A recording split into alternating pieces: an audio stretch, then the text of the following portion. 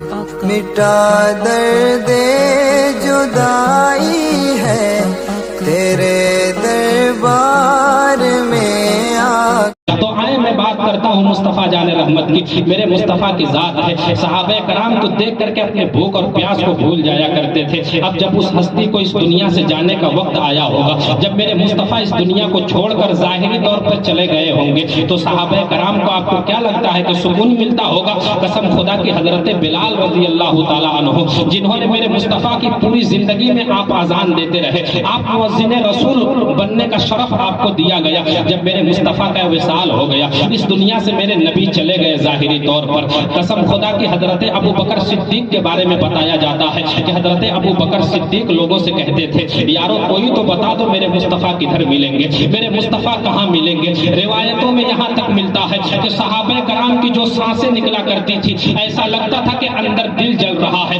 اور دل جلنے کی جو خوشبو آیا کرتی ہے وہ صحابہ کرام کی سانسوں سے لوگ محسوس کیا کرتے تھے. حضرت عمر کی حالت تو یہ ہو گئی تھی کہ حضرت عمر ہاتھ میں ننگی تلوار لے کر کے گھوم رہے تھے کہ اگر کسی نے کہہ دیا کہ مصطفیٰ اس دنیا سے جا چکے ہیں تو اس کا سر قلم کر دوں گا. کسی کی ہمت نہیں ہوتی تھی کہ حضرت ابو بکر کو جا کے یہ کہے کہ مصطفیٰ جان رحمت کا وصال ہو چکا ہے. اب حضرت بلال رضی اللہ تعالیٰ عنہ کی حالت کو دیکھیے. حضرت بلال نے تو میرے مصطفیٰ کے وصال فرمانے کے بعد آپ نے تو مدینہ المنورہ ہی چھوڑ دیا, آپ مدینہ چھوڑ کر کے ملک شام چلے گئے. ملک شام میں حضرت بلال رہنے لگے. حضرت بلال ایک رات سوئے ہوئے تھے, میرے مصطفیٰ خواب میں تشریف لائے. میرے مصطفیٰ نے کہا کیا ہوا بلال, تم نے میرا مدینہ کیوں چھوڑ دیا, کیا تجھے میری یاد نہیں آتی ہے؟ حضرت بلال تو دن رات رویا کرتے تھے مصطفیٰ کی جدائی میں, لیکن جب خواب میں میرے مصطفیٰ نے آ کر کے کہا کہ کیا ہوا, تم نے میری یاد کیوں تم نے میرا مدینہ چھوڑ دیا, میری یاد تمہیں نہیں آتی ہے؟ حضرت بلال کی آنکھ کھلی ہے.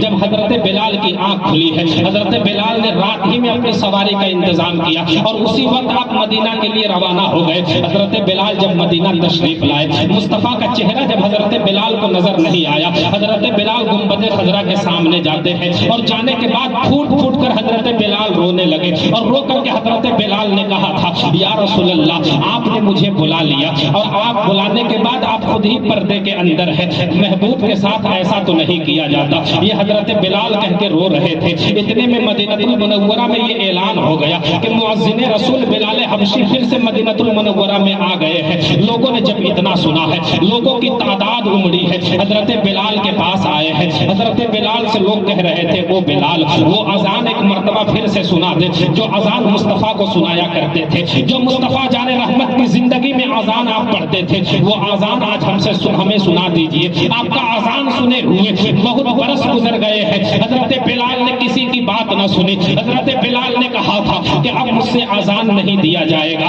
اب میں اذان نہیں پڑھ سکتا ہوں, میرے اندر اتنی طاقت نہیں ہے کہ میں اذان دے سکوں. اتنے میں حضرت امام حسن آئے ہیں, حضرت امام حسین آئے ہیں. حضرت امام حسن اور حسین نے کہا تھا چچا جان آپ وہ اذان ہمیں پڑھ کے سنا دے جو آپ میرے نانا کو اذان سنایا کرتے تھے. جب شہزادوں نے یہ بات کہی, حضرت بلال برداشت نہ کر سکے. حضرت بلال نے اذان پڑھنی شروع کی ہے. قسم خدا کی جب حضرت بلال اذان پڑھا کرتے تھے تو ہوائیں اپنی جگہ پہ تھم جایا کرتی تھی, اور ہوائیں بھی حضرت بلال کی اذان کے الفاظ کو سنا کرتی تھی. اگر پرندے ہوا میں اڑ رہے ہو تو پرندے اپنی جگہ پہ رک جایا کرتے تھے اور حضرت بلال کی اذان کو سنا کرتے تھے. حضرت بلال نے جب اذان پڑھنی شروع کی ہے, مدینہ المنورہ کی جو عورتیں تھیں, عورتیں اپنا کام بند کر دی اور عورتیں اپنے چھوٹے چھوٹے بچوں کو اپنے گود میں لے کر کے حضرت بلال کی اذان سننے کے لیے آ گئی ہے. ان چھوٹے چھوٹے بچوں کو عورتوں نے اٹھایا تھا اور عورتوں کے گود میں وہ بچے کہہ رہے تھے امی جان یہ بتائیں کہ جب بلال آ گئے ہیں تو آقا کب تشریف لائیں گے, جب مؤذن آ گئے ہیں تو امام کب تشریف لائیں گے, جب حضرت بلال کی آمد ہو گئی ہے تو محمد رسول اللہ کب آئیں گے. جب بچوں نے یہ کہا تھا تو ماؤں کا کلیجہ ایسا لگ رہا تھا کہ اب جاگ ہو جائے گا.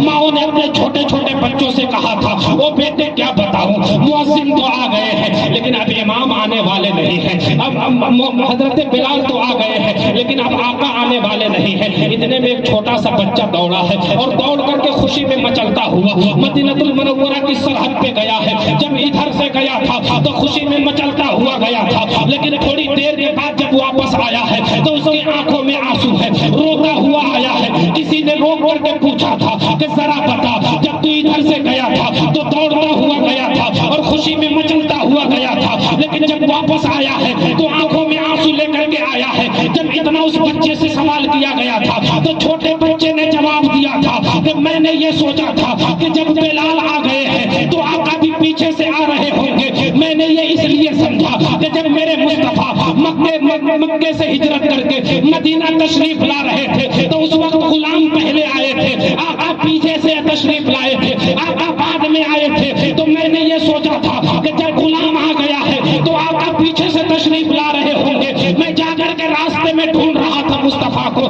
لیکن کسی نے کہا تھا کہ مصطفیٰ جان رحمت آنے والے نہیں ہیں۔ جب اس نے اتنا کہا تو میں اپنے آپ کو برداشت نہ کر سکا، میری آنکھوں سے آنسو چھلکنے لگے۔ عزیزان ملت اسلامیہ، یہ بچوں کا عشق تھا مصطفیٰ جان رحمت سے۔ ادھر حضرت بلال نے اذان پڑھنی شروع کی ہے، حضرت بلال اذان پڑھتے جا رہے ہیں۔ اللہ اکبر جب حضرت بلال نے کہا تھا، جب اشہد ان محمد رسول اللہ حضرت بلال نے پڑھا تھا، حضرت بلال وہیں پہ بے ہوش ہو کر کے گر پڑے۔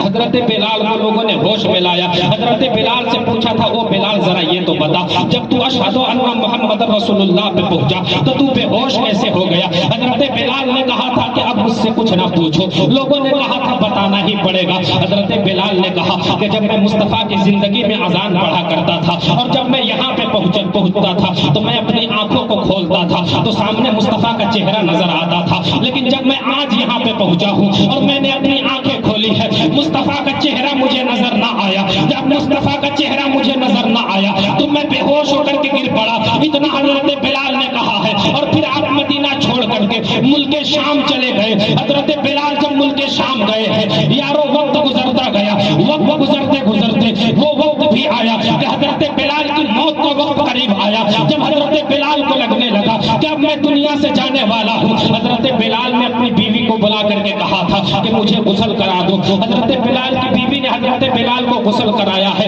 غسل کرانے کے بعد حضرت بلال نے کہا تھا میری آنکھوں میں سرما بھی لگا دو، ان کی بیوی نے سرما بھی لگایا ہے۔ اس کے بعد حضرت بلال نے کہا تھا کہ میرے سر میں تیل لگا دو، ان کی بیوی نے سر میں تیل لگایا ہے۔ حضرت بلال تیار ہو رہے ہیں، حضرت بلال سج سور رہے ہیں۔ جب حضرت بلال کو سجدے سورتے ہوئے ان کی بیوی نے کئی سالوں کے بعد دیکھا تو بیوی نے یہ کہا تھا کہ اے میرے سرتاج ذرا یہ بتائے کہ بہت سالوں سے آپ کو کبھی تیار ہوتے ہوئے نہیں دیکھا ہے۔ جب آپ کے محبوب تشریف لاتے تھے، جب آپ کے محبوب اس دنیا میں جلوہ کرتے تب آپ تیار ہوتے تھے، ان کے وصال فرمانے کے بعد آپ پہلی بار آج تیار ہو رہے ہیں، ذرا اس میں حکمت کیا ہے، اس سے پردہ ہٹائیے۔ تب حضرت بلال نے کہا تھا کہ مجھے لگتا ہے کہ اب میری موت بالکل قریب آ چکی ہے، اب میں دنیا سے جانے والا ہوں اور جب قبر میں جاؤں گا تو مصطفیٰ جان رحمت تشریف لائیں گے۔ اب جب ان کی نظروں سے نظریں ملیں گی تو اسی لیے میں پوری تیاری کر کے قبر میں جاؤں گا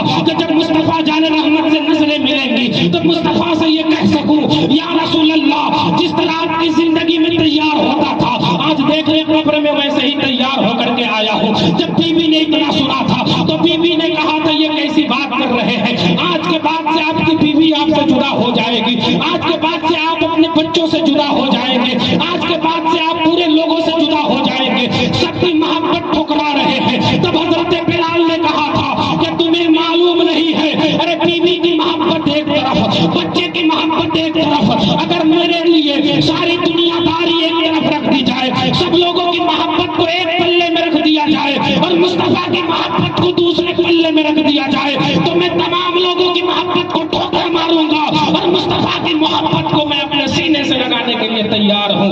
عزیزان ملت اسلامیہ، یہ عشق دیکھیے مصطفیٰ جان رحمت سے، لیکن آج ہم کہاں چل رہے ہیں ہمیں تو کچھ بھی پتا نہیں ہے۔ یار وہ صحابہ کرام کی میں بات کر رہا ہوں جن سے گناہ شاید شاذ و نادر کبھی ہو جائے، میں ان کی بات کر رہا ہوں جن کے لیے اللہ نے جنت بنا کر کے رکھی ہے۔